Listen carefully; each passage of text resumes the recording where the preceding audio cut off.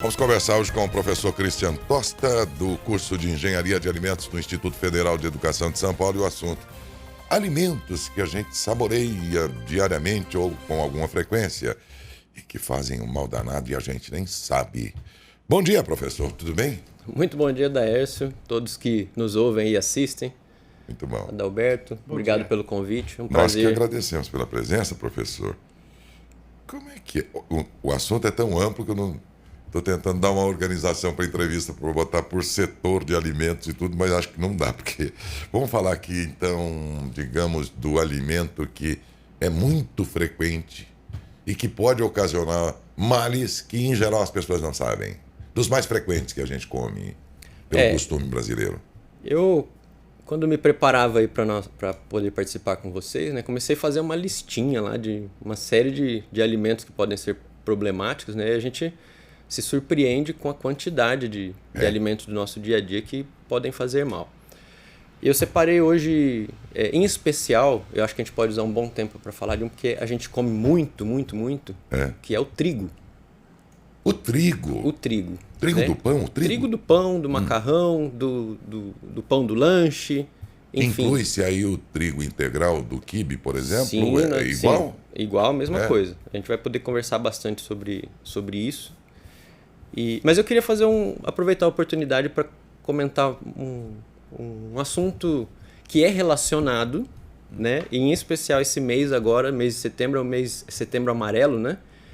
Mês de prevenção a suicídio. E a gente ouve, né? Já ouvi muitas vezes, especialmente o pessoal que tem um pouquinho mais de idade, né? Eles falam assim, no meu tempo não tinha depressão, esse negócio, isso aí a gente curava na enxada, né? A gente ouve muito essas coisas.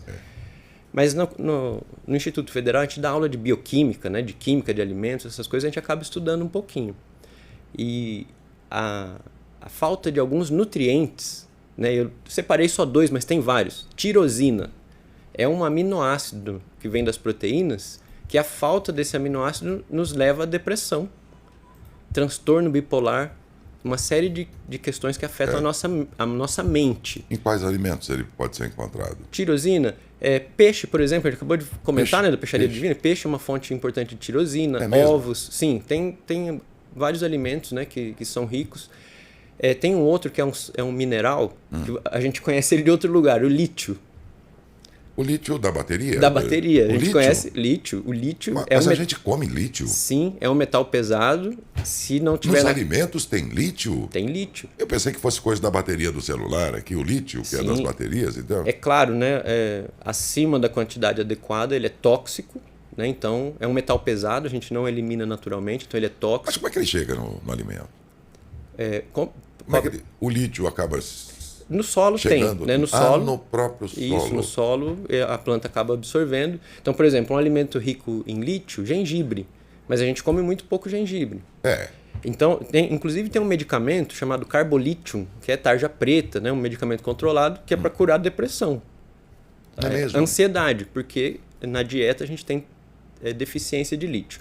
Mas o que eu queria chamar a atenção aqui é o seguinte: se você que nos assiste ou alguém eventualmente conhecido tem casos, né, de depressão, de ansiedade, não tratem nunca isso como algo, uma frescura, como algo que é da cabeça só, porque pode não ser, isso já é comprovado. Às vezes eu falo... Você acaba com essa ignorância, né? Eu falo bastante para os alunos, né? Falo assim, olha, às vezes se você tiver um pensamento de suicídio, né, de tristeza, depressão, essas coisas, considere que pode ser simplesmente falta de um nutriente, né, na sua alimentação. E, inclusive nós vimos aqui no noticiário de hoje, que também foi parte do noticiário de ontem, aquele presidente da Câmara Municipal de um município, acho que do Ceará, se bem que não era sobre depressão, ele estava falando sobre o autismo, e ele disse assim, autismo tem que curar com chibata. Então, quer dizer, olha a ignorância de um presidente de uma Câmara Municipal, ainda que seja de um município pequeno. Isso é absurdo, né? Então tem umas ignorâncias aí que a gente precisa acabar com elas, né? Não é porque... mas no meu tempo... O teu tempo passou. O tempo que existe é esse aqui. Para viver. E aí, de fato, né? Mas vamos correlacionar aí, já que está na pauta. Desculpa, nós mudamos um pouco do assunto. Mas é preciso falar disso também, né?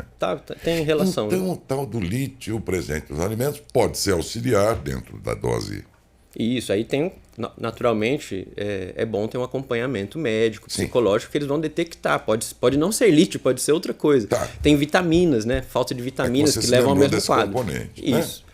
E isso está relacionado com nossa alimentação, né? No caso, não alimentos que fazem mal, mas alimentos que nos fazem bem. E os alimentos que a gente come quase que diariamente, que fazem um certo mal que a gente desconhece, quais são eles, então? Isso. Então, assim, ó, tem uma série, né? Mas o que eu vou usar mais tempo hoje para conversar com vocês é sobre trigo, mas eu citei aqui, por exemplo, bebida de soja, né? Aquele extrato de soja, né? Que a gente vê no mercado. Não é bom?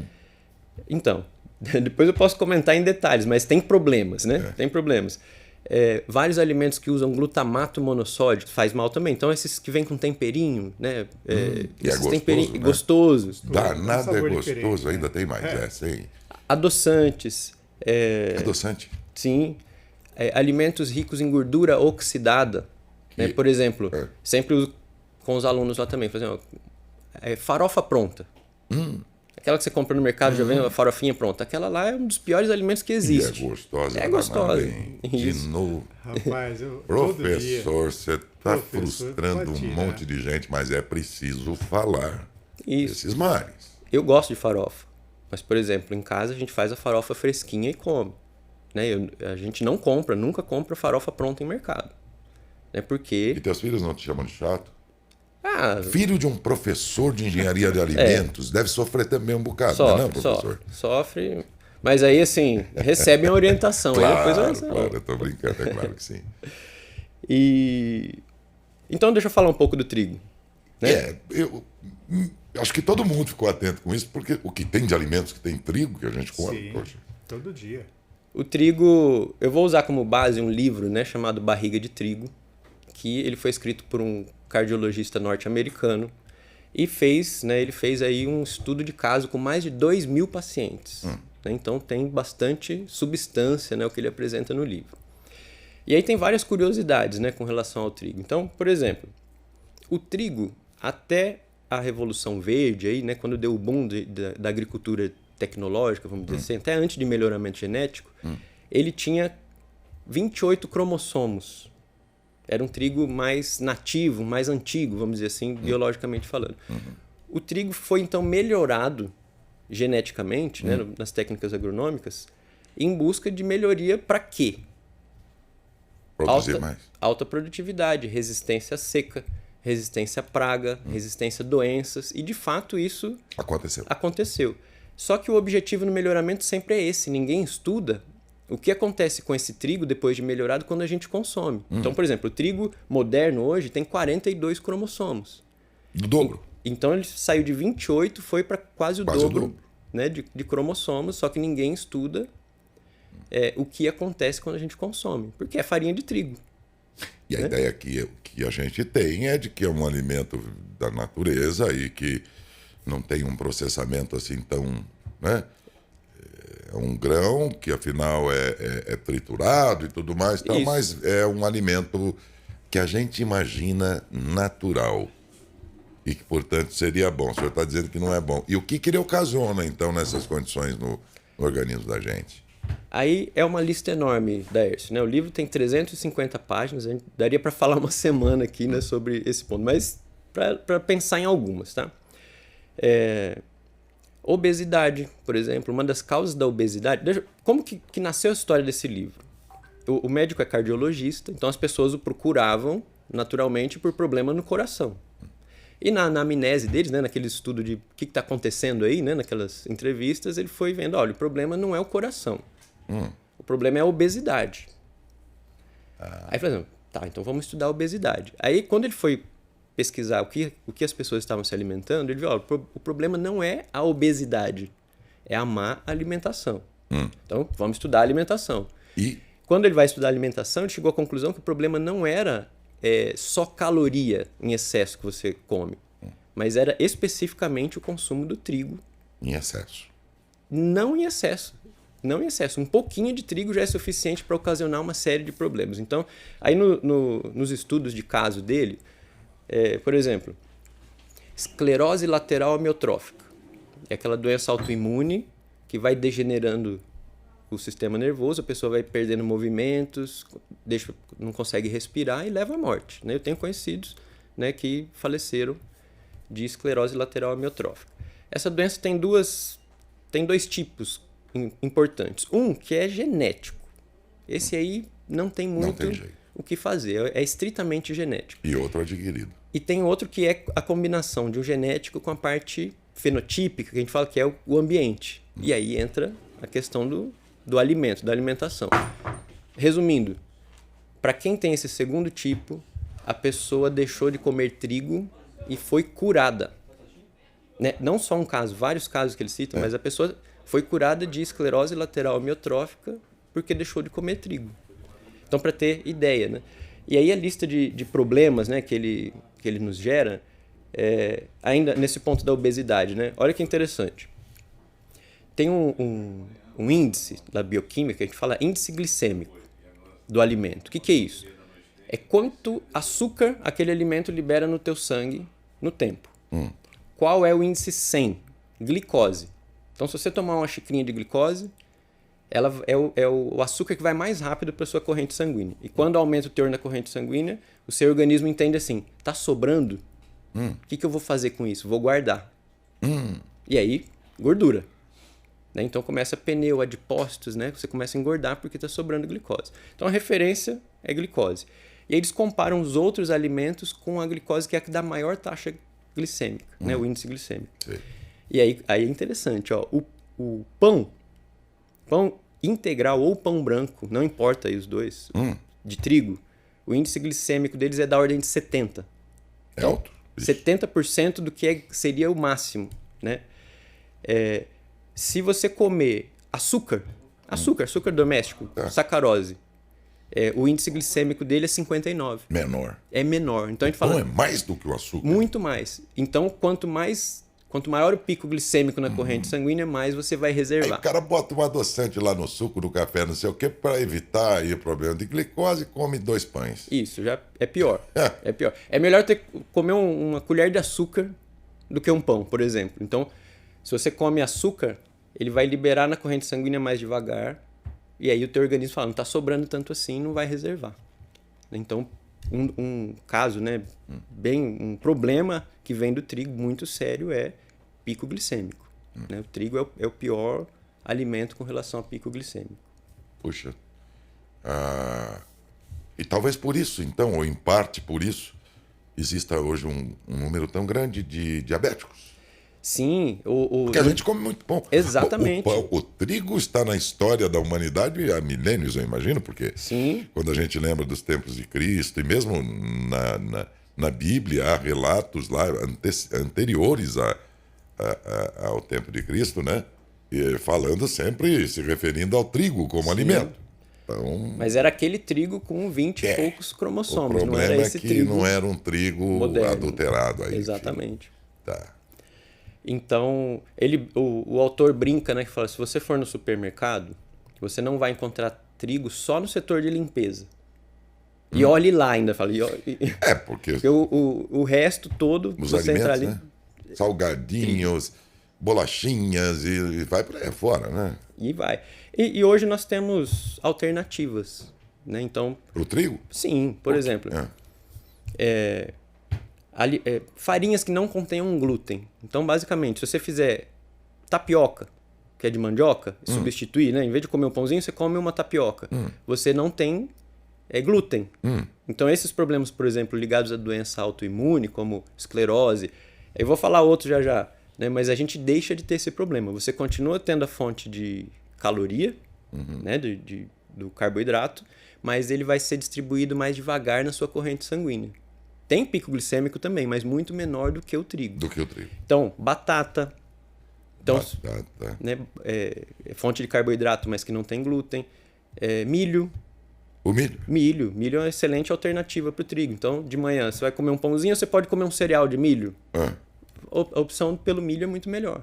Né? Ou um bolinho de fubá.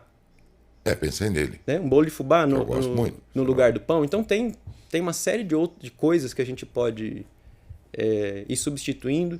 Eu não sou xiita, né? Confesso assim, o autor ele fala assim, ó, tem que ser 0 trigo. Ele é bem radical. Taxativo, E assim, a gente tem que respeitar, porque são 2.000 casos, né, estudados, mas é muito difícil a gente conseguir zerar, né? Mas diminuir já faz muito bem, né? Então, aí ele cita disposição, falta de ar, né? Indisposição, no caso, falta de ar, acne, né? Jovem que tem muito problema de acne, dor de cabeça, pessoas que têm dor de cabeça que faz inúmeros tratamentos não consegue resolver. Para de comer trigo, resolve dor de cabeça. Outras doenças autoimunes, reumatismo, né? Artrite, que ninguém consegue descobrir causa, porque é autoimune, né? E vários casos que ele cita também que a pessoa foi curada. Curada? Por não comer? Curada. Simplesmente por se abster de trigo. Né? Se abster de trigo. Nossa, eu tenho um amigo que tem uma padaria, ele deve estar te elogiando essa hora, você não tem noção, viu? Então. Nada, Alberto, tô brincando, claro. Mas é importante a gente falar para buscar as alternativas. Claro, né? e que às vezes você encontra até nas padarias, por exemplo, produto que não queijo. contém glúten. Pão de queijo, por exemplo. Pão de queijo. Uma delícia. Pão de queijo não tem glúten? Não tem glúten, mas é mais gorduroso por causa do queijo também, né? Tem um pouquinho ali, mas então, a pirâmide alimentar, né, que os nutricionistas usam para balizar nossas dietas, ela mudou. Né? A pirâmide alimentar, a base da pirâmide alimentar, que assim, a gente tem que comer muito carboidrato. E lá na ponta da pirâmide a gente tem que comer pouquinho, né? Era gordura. A gordura desceu. Hoje eles falam que a gente tem que comer bastante gordura.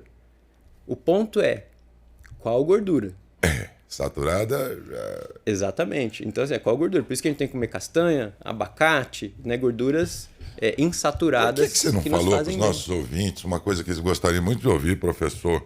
Tem que comer picanha, tem que comer panceta, aquelas coisas de churrasco. Então, nisso, né? Nenhum médico ou professor que vem aqui recomenda isso. Que coisa, né? Então, reclamações da entrevista aí, se não agradou seus ouvidos, mande para o professor Christian Tosta. Ele que é o professor do curso de Engenharia de Alimentos do Instituto Federal de São Paulo, está falando dos alimentos aí, acho que está interessando muito essa entrevista, porque... E a gente fez questão que ele viesse, porque uma outra entrevista que nós fizemos há um tempo atrás, Sim, foi. Nossa, deu uma reação muito, muito boa dos ouvintes, telespectadores, adoraram, né? Bem curiosa sempre a sua participação aqui. Nós vamos continuar com o assunto. Do trigo, acho que nós passamos o mais importante. Eu vou fechar que nós vamos para outro. Então, e tem uma pergunta do trigo. Então, aproveita agora, Felipe. O José Carlos Ortiz, ele está perguntando ao professor, já que como o professor estava falando dos maus do trigo, com a mudança e a liberação do cultivo do trigo transgênero, sem estudos futuros, o que possa vir a acontecer, sem estudos futuros, possa vir a acontecer tudo isso em potência, esse mal que o senhor está falando, esse alimento faz mal, é isso mesmo, professor? Sobre transgênicos, né? A questão do transgênico é bem interessante, mas ela é polêmica, né? Às vezes os alunos perguntam se eu sou a favor, se eu sou contra transgênicos, né? Depende. Né? Então, por exemplo, eu fiz o meu doutorado pesquisando manga e a ideia era assim, já vou voltar no trigo, tá? A ideia é assim, tem uma variedade de manga chamada Palmer, que a gente conhece, tem no mercado. Uma delícia. Deliciosa, ela é maravilhosa. Em teste cego que a gente faz com a Palmer, ela é bam, bam, bam. Ela tem a nota máxima e ninguém alcança ela. Só que ela é suscetível à mosca de fruta.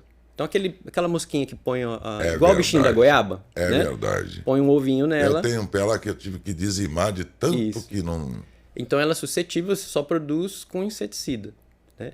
E no meu doutorado eu pesquisei, inclusive tem no canal da TVM, tem essa matéria, vocês fizeram essa cobertura alguns anos atrás, né, que eu apresentei esses resultados.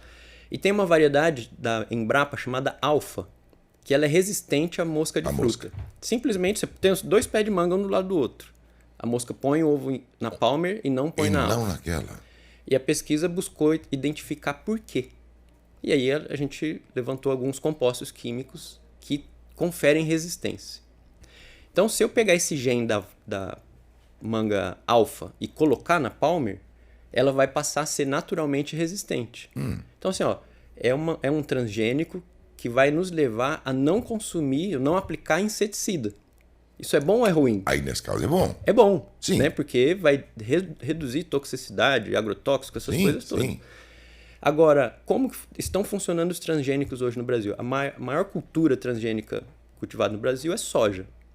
qual que é a transgenia que foi colocada nela? Resistência a herbicida, mata-mato.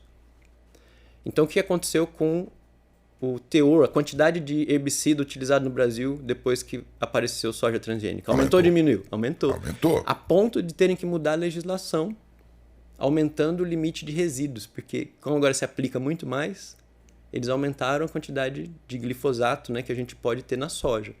Então, é ruim. Então, voltando para o trigo, vai valer a mesma análise. O trigo transgênico hoje, as modificações genéticas são voltadas sempre para produção, produtividade, resistência seca, resistência à praga, resistência a doenças. Se for uma resistência à praga que vai diminuir o uso de inseticida, tem um lado bom. Mas os 42 cromossomos do trigo moderno continuam lá. Então, em termos assim do que o médico apresenta para nós nesse livro, continua sendo um alimento muito problemático. Muito problemático mesmo. Então, transgênico ou não transgênico, o problema vai ser o mesmo, né? Resumindo assim. Professor, olha, eu acho que a próxima entrevista que a gente trazer aqui tem que fazer um programa inteiro para virar uma aula mesmo, né? Sim, sim. Porque o tempo, por maior que seja aqui dedicado do programa, vai ser muito pouco para aquilo que o senhor podia trazer aqui de conhecimento, né?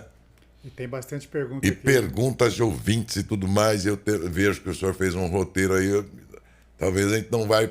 Eu queria que daquilo que ainda o senhor preparou, a gente pelo menos pescasse aí no meio dele dos assuntos aí aquilo que seria fundamental falar hoje e marcar uma próxima já. Sim, podemos vir falar com calma, sim, tranquilo. É gente, importante, é utilidade pública, né? Raros são os assuntos que interessam a todo mundo. Todo mundo come. Então você imagina um universo de interessados. E a informação para um professor como o professor Cristian Tosta, então aí se completa uma demanda e uma quantidade de informações importantes muito grande para meia hora. É muita coisa para meia hora. Vamos ter que marcar uma próxima aí com o professor para estender esse assunto aí e reservar agora esses minutos, se o senhor permitir, para perguntas também dos ouvintes, para que eles não fiquem sem resposta, né?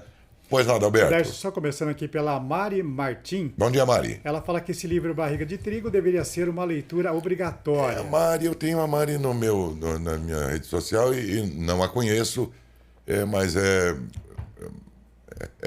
e é ouvinte nosso também. Que bom. Ô, Mari, muito obrigado. O livro que foi dito aí pelo professor.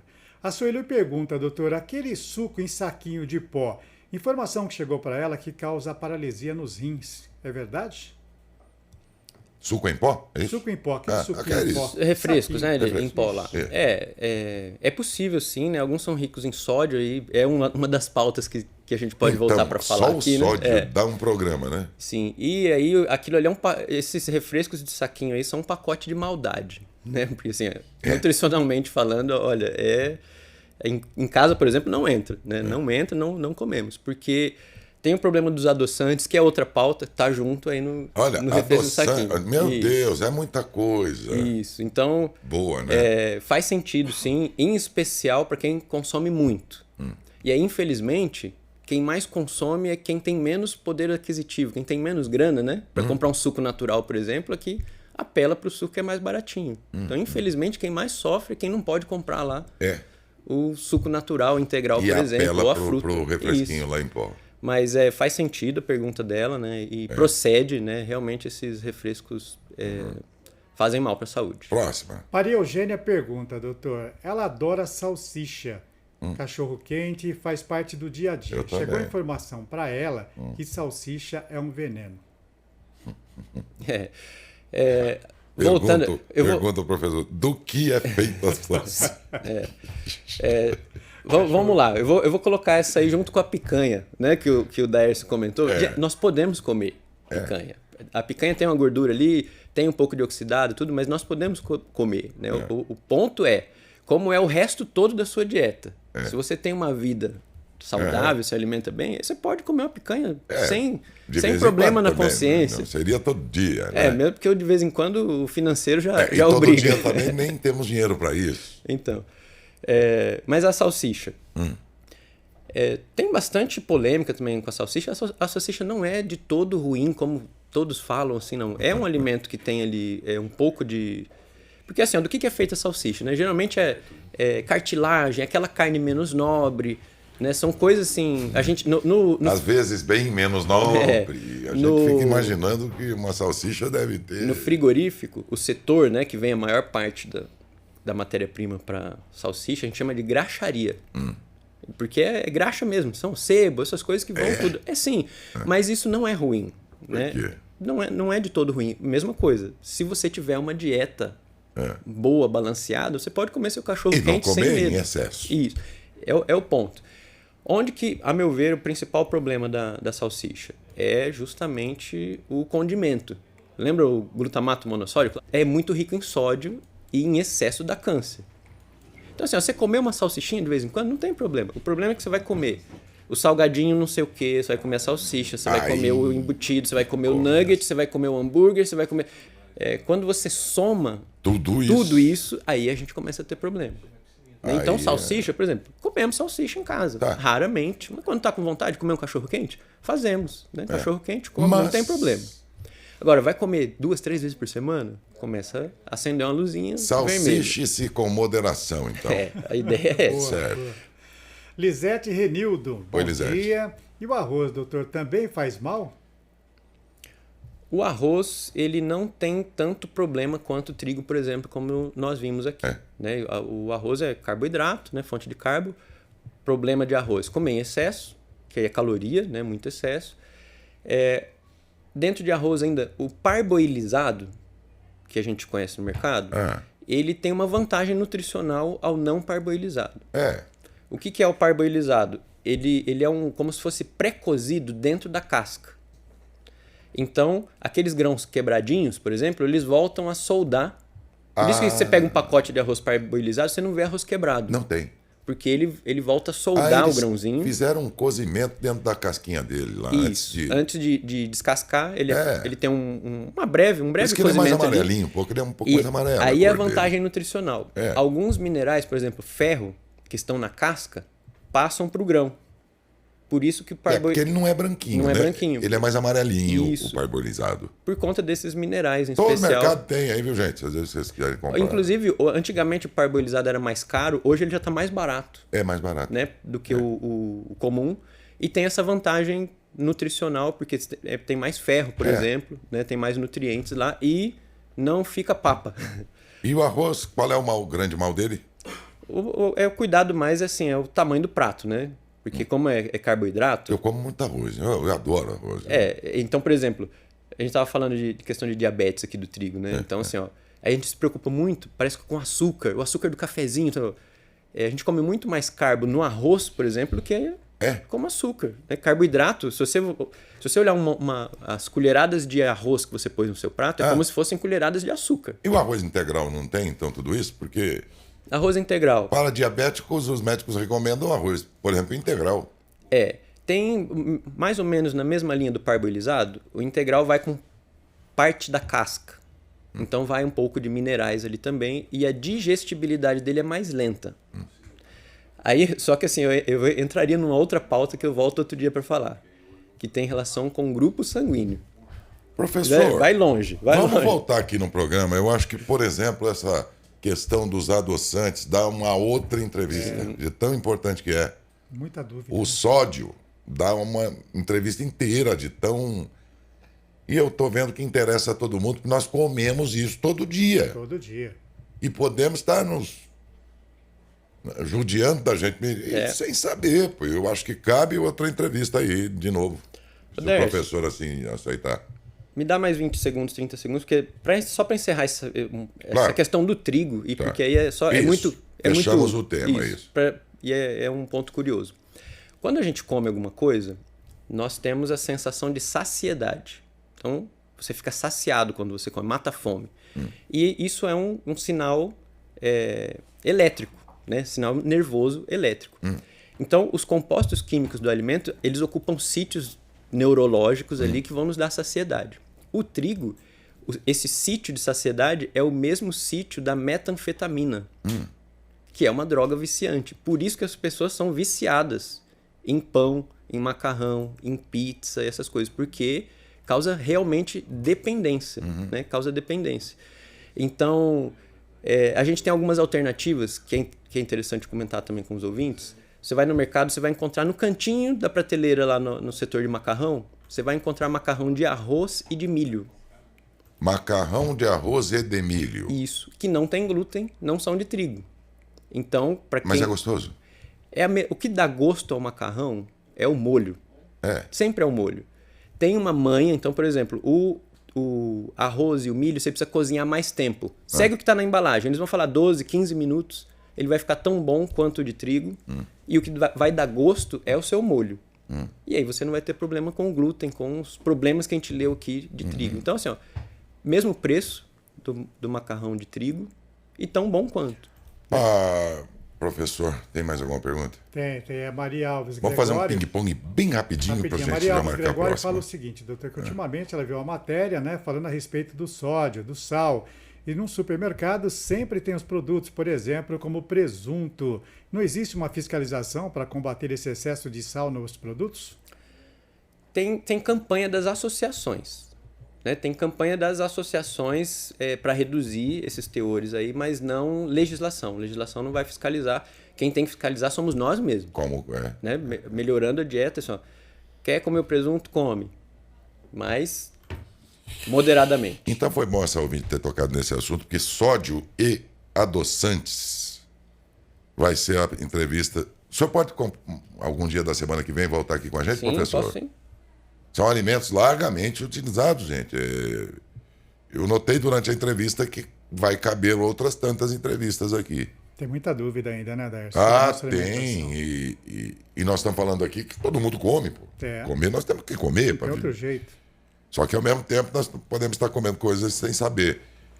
Depois nós vamos marcar aqui, já terminada a entrevista com o professor, uma outra na semana que vem. E vamos tratar sobre sódio, o sal aí, tudo. E sobre adoçantes, pegando a rabeira até em decisões recentes aí sobre o aspartame, foi, né? Aspartame. O aspartame. E no mundo inteiro agora está todo mundo alerta, cuidado com isso. Então, como para nós a informação que tenha utilidade é fundamental, nós priorizamos isso no programa e percebendo que, tratando-se de alimentos que todos nós comemos, acho bom a gente aprender um pouco mais sobre isso. Então, já fazemos com o senhor um compromisso com vocês, de que o professor volta semana que vem. Na segunda a gente anuncia em que dia, né? Porque isso a gente vai ver então. Porque uma entrevista aqui em que nós estamos há 40 minutos tratando sobre isso não é suficiente para um tema tão importante como esse. Mas por hoje, professor, quero agradecê-lo, professor e doutor Christian Tosta, que é professor, que tem de doutor que não é doutor, que não é, e quem vem aqui modestamente se apresenta como professor. Eu acho um absurdo. Qualquer advogado é doutor, mas ele não fez doutorado de nada. Né? Sim. Qualquer não sei quem lá é doutor. Doutor por quê? Você fez doutorado? Então, eu estou conversando hoje com o doutor, de fato, e professor Christian Tosta, do curso de Engenharia de Alimentos do Instituto Federal de Educação de São Paulo, unidade de Matão. E ele volta semana que vem, porque nós vamos falar outra vez e desta vez sobre sódio e também adoçantes. Por hoje, muito obrigado, professor. Obrigado, fico à disposição. Eu que agradeço.